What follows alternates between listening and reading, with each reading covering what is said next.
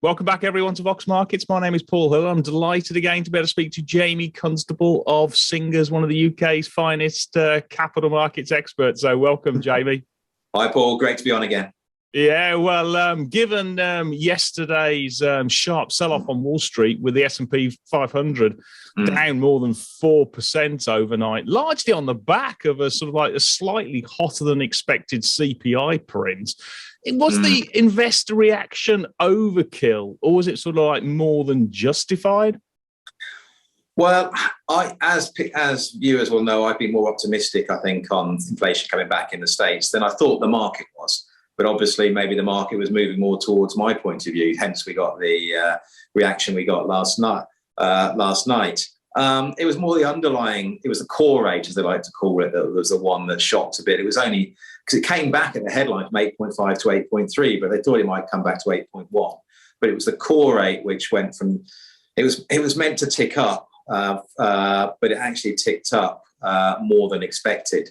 And that's what I think shocked the market. But actually, if you drill down into the numbers of those core elements of that core, as it were, 5 of the 7 are falling now.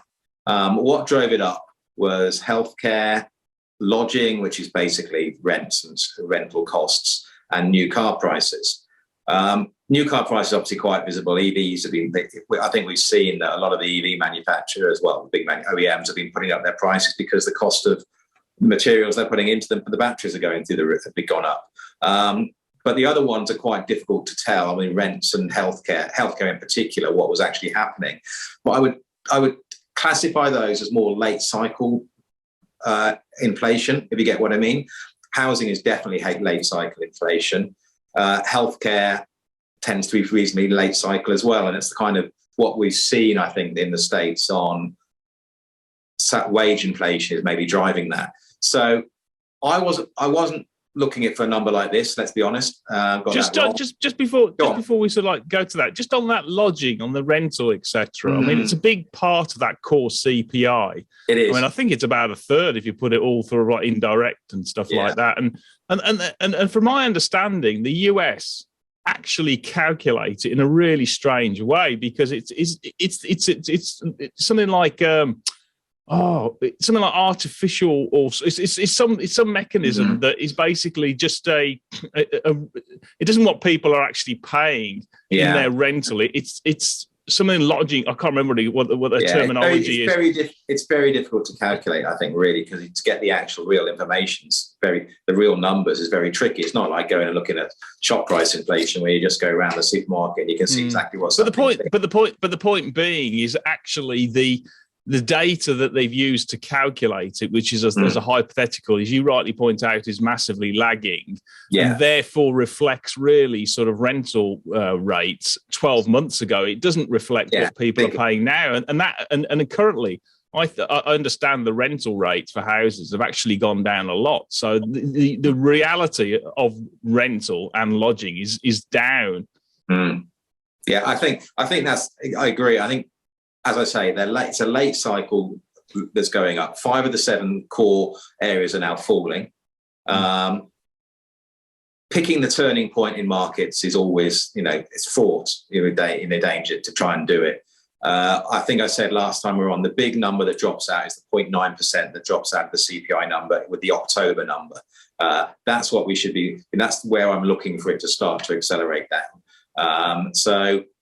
Market didn't like it yesterday. We had, remember, 4 good days before that, and we gave up all those gains yesterday. And I think it was interesting. What we should take from what we've seen is that when we had that good run back second half of last week into this week, then we had US dollar rolling over, positive for markets, for financial markets globally, and the gas price in Europe was coming off as well. So it's a bit kind of trite to say it, but markets in Europe and the UK are almost an option on the gas price at the moment. And globally, markets are being driven by inflation. But inflation is looking to be on the way down now. The rate of that fall is the question I think we have to ask ourselves. I mean, if you look, the oil price is back to pre-Ukraine levels. Gas price in the US is back to pre-Ukraine levels. not in Europe, as we know. Wheat's back. Copper's down 20% year to date. Metal prices are off for a number of metals. So the components of inflation are coming off. What's not coming up, of course, is particularly in the UK and Europe, is energy. Anything related to energy, concrete, glass, anything that uses a lot of energy, the price isn't coming off. So we need that gas price to come off. And it's come off. I mean, it peaked back end of the week before last at extreme levels, and it's 30% plus off those levels now, about 200 on the Netherlands exchange, the gas price there. And it went below on Friday.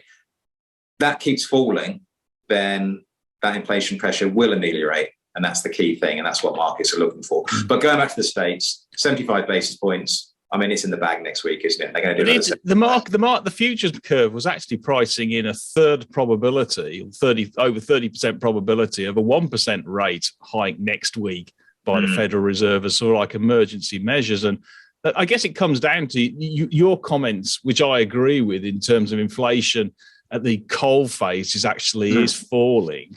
Will the Federal Reserve overreact from what they saw yesterday in terms of the core inflation, or will they actually look a bit more sensibly and look at this, the statistics way they actually calculate it, like for shelter, which is a bit artificial to say the least, look through that data and still hit the 75 basis points? Is it going to be a 1% or a? I can't see that they'll do 1%. I mean, that's an acceleration from last time. And let's be honest, inflation has come back from where it was last time, where the core rate picked up a bit. Yeah. So I think it's 75. It's basically, it cements the 75. I can't see why they'd do 100. Obviously, their rhetoric is very strong about they were going to attack inflation. They're trying to talk inflation down. They look at inflation expectations from the consumer a lot in a number of different surveys. They've been coming down as well. And I think that's partly why you got such a reaction in the market overnight, because people have seen those inflation expectations coming down. So I think we've got back end of the cycle factors coming in and driving that inflation rate up. The speed of I think it will fall faster in the US than it will in Europe and UK because of that gas price. And I think we are moving towards that accelerating fall. Just calling the timing of it, very, very difficult. So 75 basis points next week. Yeah. Where does that take you to? That takes US rates to 3.25, isn't it? I think. Futures have US rates peaking out around 4.3. So that basically is somewhere between 4 and 4.5. I mean, you're already at 3. November, I think, is the next meeting. Some people are saying they do another 75 then.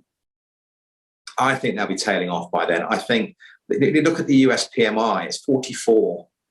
I mean, unless you really think that number is completely wrong, that's actually signaling quite a contraction in the economy. So I think CPI will roll over in the US because the US is a much more open economy in terms of how prices can move and everything. So I think we're nearing the end, but it was a shock yesterday. Yeah, totally. Yeah, I'm with you. I think actually, if you look at it sort of like big picture, we had a lot of people, investors, front running the CPI prints, thinking that it was going to be a lot softer than actually it turned out to be, and therefore, I think you nailed it. Basically, we just gave up what we'd actually we'd driven the market up 3 or 4% in the 3 or 4 days beforehand, and then we just dropped off, and that's sort of like synonymous really with what the reaction in the UK and Europe today, because it's not off another 3 or 4%. It's basically pretty much flat. So I'm with you. I think it's just a slight reset because people were sort of like overly optimistic. Now, it's just staying on the States, because it does seem to be a strong correlation between equity markets and bond markets and what the 10-year yield is in terms of. I think the 2-year now as well. The 2 years short rates are getting even more important, obviously, because if we're nearing the top of the cycle. Yeah, totally. Well, it's quite interesting actually, because the S&P 500, I think, has dropped about 17%. And if you look at sort of like where the 10-year has gone up this year, it's gone up by about 1.7%. So there's actually a 10-to-1 ratio on that. As the yield has increased, the S&P 500 has gone down 10 times what that is. But But now talking just in terms of, or turning to the quantitative tightening, obviously that doubles up in the US now with the Federal Reserve shrinking its balance sheet. It's currently at about sort of like, I don't know, I think it's about 9 trillion. 9 trillion it is, 90 trillion. Yeah. $9 trillion. The amount per month in September rises to 95 billion a month, basically. Yeah, and I think it's the Federal Reserve is sort of indicating that they're going to continue with that sort of like QT for about 2 to 2.5 years, which I suppose if you do the maths is roughly around probably about 3 trillion, something around that sort of number, which is an enormous amount. Given, and that's so. How do you see that sort of playing through the capital markets particularly in terms of liquidity and volatility that investors should expect? I think it's a very good point, Paul. And to be honest, it's the big unknown from now. We've had QE since 2009. I was arguing back in the mid 2010s they should have stopped it then, and they never did. They just kept it going and then obviously ramped it again. So they did it for too long. Now you've got that liquidity that's been pumped into global markets, the trillions, as you say, that is going to come out. And I think that it has to be a depressant to a degree on financial markets, because you can't have that amount of liquidity coming out of markets. But the flip side, it means that returns that I feel were depressed, so returns on CapEx were depressed, capital investment was held back because you couldn't get the returns. You had the zombie companies out there being run for cash, which again, that depresses returns for everybody because all they're running their companies is to pay back the debt on their bank debt. Now, it sounds a bit harsh to say it, but you need to have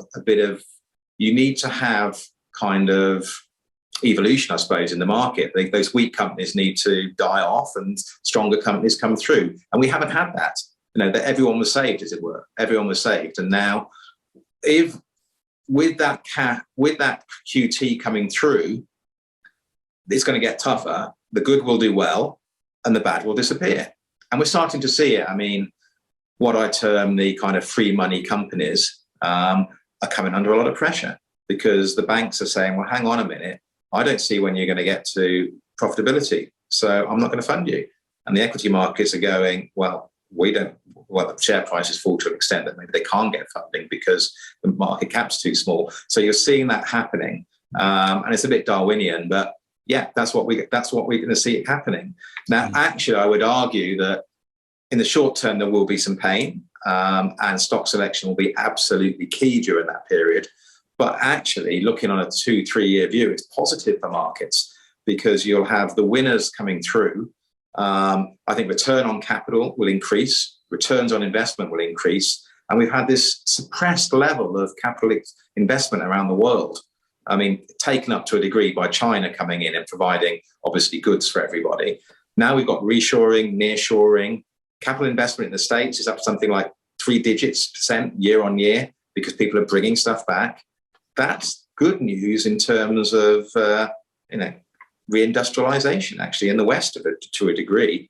I mean, that growth that we've had coming from China, this is all to do with QT, again, your question. That growth we had coming from China, the Chinese Chinese population has now peaked and from now is going to decline. So that's not going to come through. So how are we going to have growth? Well, we can have growth through that capital investment coming through back into the Western world. So bottom line is, I think we end up with a healthier financial system with QE gone, because QE was such a distorting impact. Had to be done. Don't get me wrong. It had to be done back in 2008-9 with the financial crisis. But it's been a massive distorting impact because it's been in there for so long.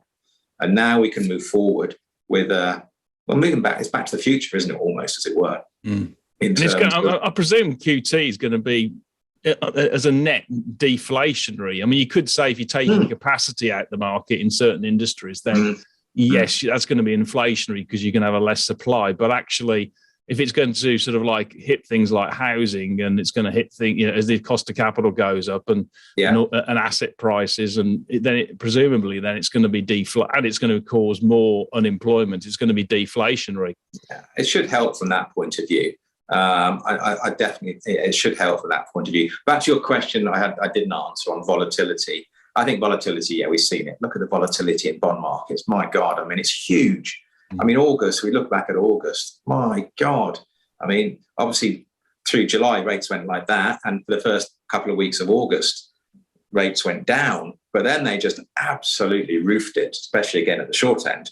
But it was linked in with Jackson Hole and all that, and then the meeting with Jackson Hole. Rates absolutely roofed it again. So volatility is all, we're already seeing that volatility in bond markets, definitely. But then...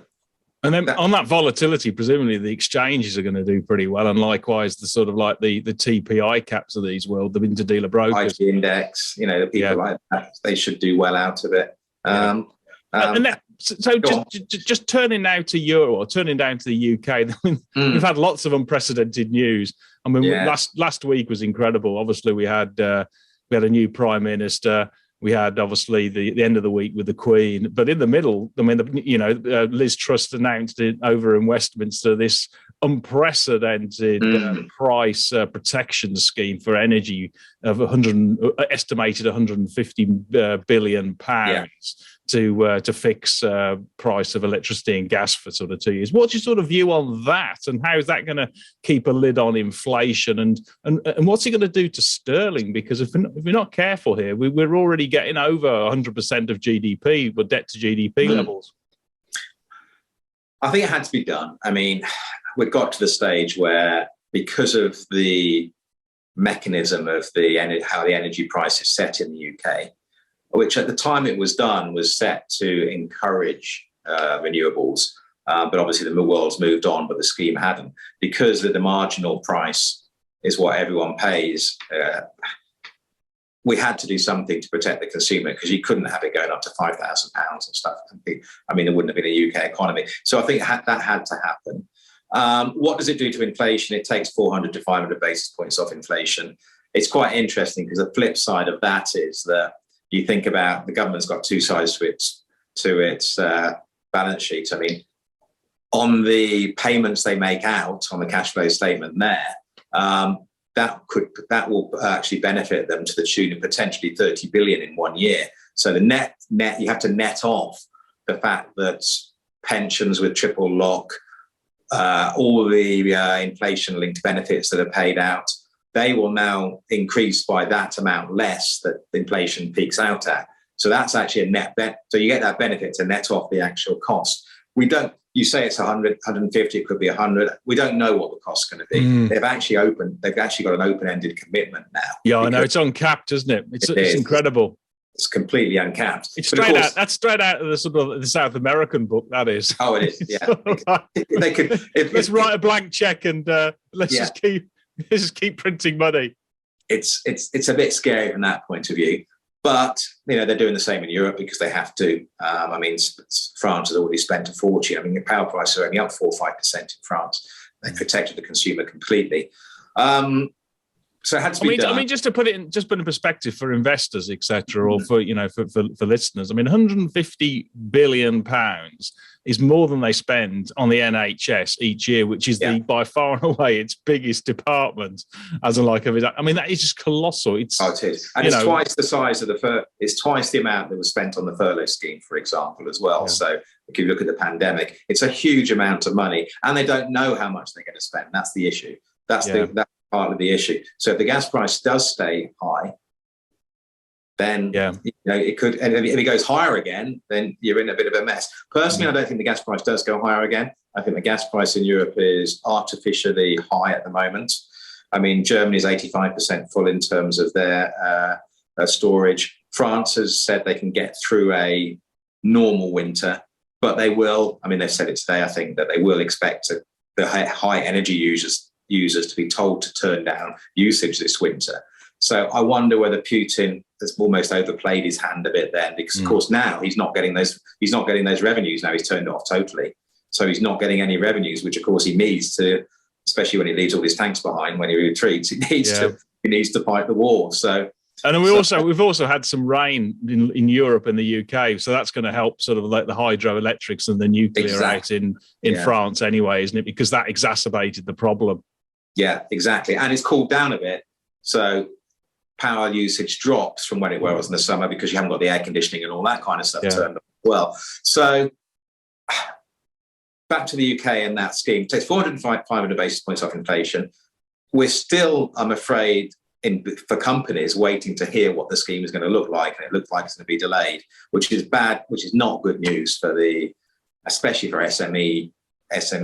How long delayed for? I thought it was going to last for 6 months, and it was going to be nailed on for the winter. About not knowing what the numbers are going to, how it's going to work until November now. Well, the trouble is, if you're running your business, what do you do? I mean, you've got to pay your bills, so it's difficult. And at the same time, they're trying to revise the energy pricing scheme, aren't they? They're going to the renewables. Not all, obviously, new wind power, you don't get the marginal price because they changed it. But those old schemes, they're going back, trying to get them to sign contract for differences. The same for nuclear. So they're doing the work. They're doing what they should be doing, but they need to crack on for business because once you can see it in the evening now. I mean, pubs. Are you going to close your pub at 9 o'clock because you don't want to heat it through the night? You know what you do. So, and of course now this last week, last orders at 8:15. Yeah, it's going to be frightening, that one. So just talking about the sterling, obviously, the dollar pound has dropped to about 115. We're going to be putting more. We're going to be pumping more QE, or not, effectively increasing the country's net debt to GDP level, probably past 100%. And we're going to have a weak economy. We did get a slightly softer CPI print this morning, which was quite nice in the UK. So putting all that together, what's your sort of view on sterling, particularly against the dollar?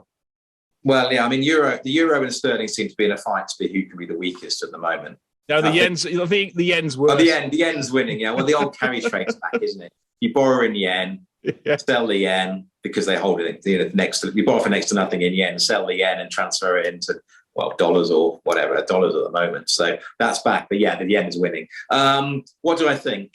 We saw what happened when it looked like people thought that US interest rates were peaking, i.e. inflation was peaking, so interest rates were peaking, but actually we saw quite a rally. So does it go to parity? Well, if the economy falls off a cliff, it could. Or if the gas price fruits it, and it seems that we're going to have to issue tons of gilts. But the key thing, as I say, and often say, flows move markets. We've seen outflows from Europe and UK with North American investors selling European assets. By that, I mean Europe and UK selling European assets. Why? Because they've seen US rates at premium. The big change we've had, of course, since we last spoke, is the EU's woken up on inflation and said they did 75 basis points. Again, didn't expect that. I thought they'd do 50. And said they're potentially going to do 75 again next time. And then they're going to go, so that'll take them to 1.5 and keep going to kill inflation off. That increases the attractiveness for Europe in terms of interest rate differentials. So again, a bit like inflation, I think we're kind of bumping around the bottom on those currencies. Well, what will the Bank of England do next week? I think Thursday. Well, to be fair, you just said, it came in slightly lower than expected today, didn't it? Which is interesting. Again, it was slightly lower at the headline level at 9.9, but it will go up into October because of the inflation rise. But it'll be held back by the energy price scheme. What we didn't say on the energy price cap from the government is actually that stimulatory for the economy. So if you are following your law of economics, you'd say actually that by rights, the Bank of England should raise rates higher because of the stimulatory impact from that. But where you're coming from what the impact of would have been on the economy, by if they had you can probably waive that a little bit, to be perfectly honest. But the underlying rate in the UK did actually tick up to 6.3% from 6.2%, a bit like in the States. But people don't seem to be focusing on quite so much in the UK like they did in the States yesterday. What do I think they'll do next week? I think they'll do 50 again. For them to go to 75 would be quite amazing after what they've done so far. Well, it was quite interesting on the grocery side. Cantor came out this week saying like-for-like groceries, which is your bread, milk, cheese, etc., is up 12% year on year. 12.4, accelerating. And then Arcado was saying this week that actually they're seeing a huge decrease in basket sizes. and there's been booming sales at Aldi and Lidl because people have decided to decamp into really sort of cheap goods. And there's obviously a lot of down trading. Some of the brands the big consumer brands in the food brands are starting to see people switching to distributor-owned labels. Yeah, I think it was 12.4, wasn't it, the Kantar number? And that was up from about 11.6 from memory. I might be wrong on that. 11.6, I think it was the month before. Again, what's that being driven by? That's being driven by the way energy prices as well. You know, you think about if you're growing tomatoes and stuff like that. Also, that shortage, that higher wheat price where people locked in at higher wheat prices, which again has come back now. Yeah, there's lag. There's lots of lags in these things. That's what you have to see.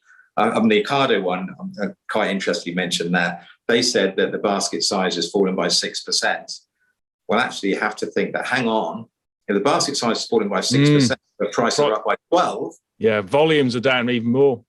The volumes are down 20. Yeah. So that's not very good news for them, to be perfectly honest. What it seems to be the direction of travel for central banks seem to be sort of like front loading now. They realise they're well behind the curve. They need to actually impact inflation. Just on that, I mean, there must be I know you're quite sanguine in terms of sort of like 75 basis points. I mean, that's because of that in recent history, that's still a pretty big chunk in the US, and 50% or not 50%, 0.5%, 50 basis points in the UK would be pretty high. But actually, there is a danger here that they decide, right, okay, we're going to go harder for shorter period to get to peak rates and then to keep it there, because we get inflation down faster, the pain happens get it out of the way, and then we can see the light at the end of the tunnel. That is a danger. I mean, I think their recent actions, maybe ex the Fed, I think recent actions, particularly in the UK, would say they're unlikely to do that. It's actually better to front load it. We've said it before on these calls. You should front load it, get the pain out of the way. We didn't do it in the UK. I mean, we started in December. We meant to start in November. We started in December instead. We didn't front load it. We started with quarters. To go quarter, half, and now go to 75 now would seem a bit perverse to me. So I don't think they will do that. I think they'll do 50. I think the danger is for markets, for equity markets in particular, that the markets decide that they're going to over tighten, and that's what the markets are worried about. That they're going to over tighten and then depress the economy, push the economy into a deeper recession than it might otherwise be. And even, then you get onto the kind of stagflation argument, don't you, of what's happening in economies. Now, we shouldn't forget that the US has already had 2 quarters of negative growth. UK last quarter. Technical. Yeah. But it is, I mean, it's apparently it may not be. When people look back in history, they'll go, 2 quarters, isn't it? Well, apparently they're changing what they calculate GDP. Oh, that's good. It's coming out in a couple of weeks, so they may not do. Now, it was quite interesting, actually, because as an investor myself, the psychology is slightly different, because if they do hike rates at like a 1% in the US and 75 basis points in the UK, that signals to me, one, yes, we've talked about getting the pain out faster, which is a positive. But more so, and this is the key for as an investor perspective, is that actually it shows a level of understanding and confidence of the central banks that they're going to nail this, and they don't want to go after any further to get to the peak rate. And if they're indicating that, I think the markets would respond well. It's the problem they have at the moment, the markets, is that this is an open-ending sort of like, road in terms of they keep doing 50 basis points, another 50 basis points, 75. And at the moment, we haven't got a full sort of line of sight what the peak rate is. But if they came out with all guns blazing and said, right, this is what we're going to do, we're going to front load it, this is it, I think the markets would respond well. Well, sterling would certainly go up, wouldn't it? Back to that point you asked there. Sterling would certainly go up. If they did 75 next week, sterling would certainly rally. And I think we argued before they should have done 100 back in, was it August in the UK? And they didn't. So I don't think, to be blunt, I don't think they got the balls to do it in the UK. I mean, the US has stood up and said, we'll do 75, fine. I don't see in the number we got yesterday a reason to go from 75 to 100. And then the US rates will then be at, as we just said, US rates will then be at 3.25. If they do 50 in the UK next week, we're at 2.25. Arguably, they should probably be higher than that. They should be closer to the States, let's be honest, and they're not. But the UK economy is weaker, I think, than the US economy. It's much more susceptible to what's happening externally as well. And also we've had the hit from Brexit and everything to do with that as well. So I think they'll do 50. I think what we're kind of arguing around where they're going to peak, what they're going to do. But it comes back to, as we said at the top of the, it comes back to, particularly in Europe, the gas price.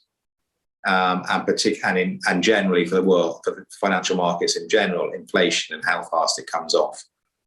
So just on that one, on sort of the energy and the gas prices, etc. What are your sort of preferred sort of stocks in the sort of that energy complex? Yeah. Are you going for commodity plays, or are you going for sort of like the picks and shovels energy security plays? Because we've got the gas, we've got energy, we've got this at the other side of the coin. We've got nuclear, and we've got renewables, hydrogen. I think all those plays. I mean, I think we go back to what's actually happening. What's the secular trends? The secular trend is a move to renewables. In the short term, we're going to need higher gas. People will use a bit more coal maybe this winter, but that's not going to repeat as people get their new channels of power coming through. So gas is going to look good, let's be honest. UK is going to go and drill a bit more gas. Gas is going to look good. I'm not so sure about fracking because, I mean, people don't want fracking in their communities, etc. So, and actually, it takes quite a long time. You have to drill a hell of a lot of wells to get the gas coming out to any volume. So I think gas plays, yes, we don't cover the energy complex and stuff like that. But I think gas companies that have got current production will do well. Yeah, they will do well. But how much is already in the share price? That's what you always have to look at. I think renewables is really where we're going to see it. We're already seeing those offshore schemes in Scotland, the floating moving ahead of pace. That's going to keep going. Energy storage is going to be important. Obviously, the more renewables you have, the more energy storage you have. So there's some investment trusts that invest in that. They're doing very well. And there's Ashtead Technology you mentioned, wasn't there? Exactly. Yeah, all these companies. That secular investment is going to go into those areas. And that's always a good thing. If you've got that underlying growth backing up what you're investing in, it's a great place to be. So all of that. There's Crestchick as well, isn't there? I think we talked about that last time. So all those companies like that, I think RPS we talked about, and it's been taken out, of course, but energy consultancy, the move. And then on the nuclear side, you've got Avintraz, which I think is a single. Yeah, I mean, because particularly when Germany are now extending the life of their nuclear reactors, aren't they? And that's where Avintraz comes in. At the globe, it's not just Germany. Everywhere in the world has extended the life of their nuclear reactors, and there's very little expertise in that. Plus, we're going to build new nuclear reactors. I mean, so that's what I've been looking for. That's the kind of companies I've been looking for on that. You've got a shorter term play in the gas companies, longer than it was, but a shorter term play there. But be careful how much is already in the share price, and you can see. In some of these share prices, if the European gas price comes off, those share prices can fall pretty rapidly. But again, conversely, if it goes up, they rally quite rapidly. So that's where I would be on that. And then just finally, one big battle zone is in housing at the moment, particularly the house builders. As we reach sort of like peak interest rates, what that's going to mean for sort of like house prices and also of mortgage availability and obviously that what they can sell their properties for. So, but equally, the actual share prices and the valuations are now at just like ridiculously low levels. I mean, you've got a lot of them below net tangible book. They are. So the sector's around 0.8, 0.9 times price to book. Short-term trading, I mean, Barrett's highlighted it the other day, didn't they? That they're starting to see reservations fall. And let's be honest, it'd be a miracle. It'd be amazing if they don't, because pricing has been pushed up because of inflation and cost to build. But that will come off as the gas price comes off again. There's high cost items like concrete and steel and glass will come off. The prices will come off again, particularly since a lot of companies, they haven't actually they've raised the price, but they've done it by putting an energy surcharge on rather than actually moving the price. So the energy surcharge can come off quite quickly. So that pressure will come off. What the key for the UK housing market is unemployment. Always has been, always will be. People will do everything they can to keep their house as the cost of servicing the mortgage goes up. So the key is unemployment. We had the unemployment data yesterday. You've still got 1 million vacancies out there. Now, at the moment, it's not the jobs people want to do. It's the jobs that are done by the overseas students, the people who came in and stuff like that. So it's working in pubs, working in bars, etc., etc. But there's 1 million vacancies out there. We've got the lowest rate of unemployment since 1974. What's interesting is that the workforce is shrinking. Amazing stats I read the other day. There's 403,000 more people on long-term sick than there were pre-pandemic. And it's gone up 150,000 in the last 2 months. So your natural deduction from that is a good chunk of that is long COVID, which is very bad news for those poor people. So the workforce is shrinking. That doesn't, in terms of employment, people have found it hard to keep people. Companies' share of profits, by looking at margin, is higher than it's ever been. So they're probably willing to give a bit back in terms of keeping those people on because it's been so hard to get them. So the housing market should be okay. The house prices, the housing companies' prices have obviously, our share prices have obviously come off. They're already pricing in a recession, basically. Exactly. So I think it's not going to be easy. Let's be honest. It won't be easy for them for the next year while the economy goes through the correction. But the prices for long-term investors, the prices are right back. I mean, let's be honest. You're not producing more land in the UK, are you? So the whole story. Yeah. There's no new land coming on. Planning is as difficult as ever been. I don't see the new government freeing up planning any more than anyone else. They want to get re-elected in 2 years' time. They won't do that. So actually building new houses will be as difficult. And we have this fundamental problem that we've had for a number of years, that we don't have enough. The housing stock in the UK is not sufficient for the people who want them. And the flip side to that is that renting has got a lot more expensive. One of our companies, we're broker to it, so just to say that, Gleeson have got numbers, I think, on Thursday. So,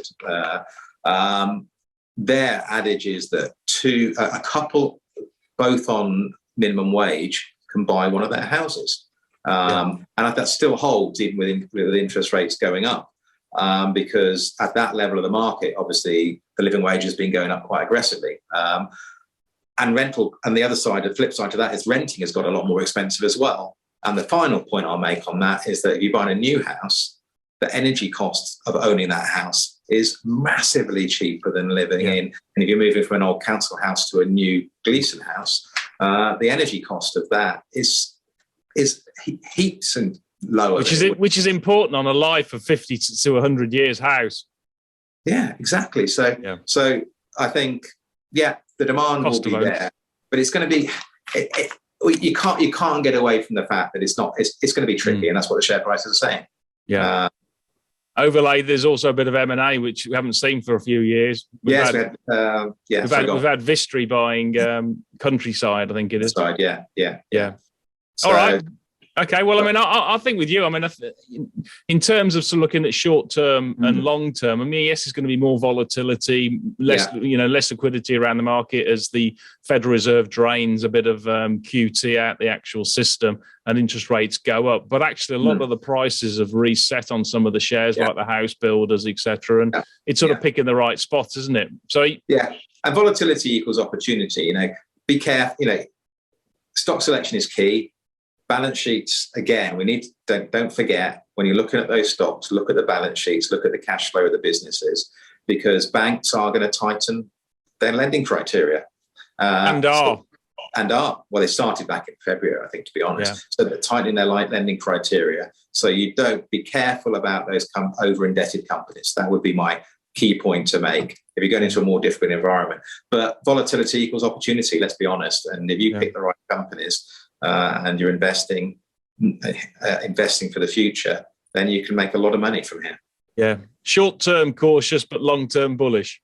I think what's happening is positive for the global economy, because I think QE was a depressant on everything. Not on share prices, obviously, because you had all that money to kind of pour into them. But actually, for underlying economic activity, this should be a positive going forward. Brilliant. Well, great place to end it, Jamie. A fascinating conversation, and thanks very much. And look forward to hopefully a quieter next 3 or 4 weeks. But I can't believe it. No, thanks, Paul. Great to speak to you. Cheers.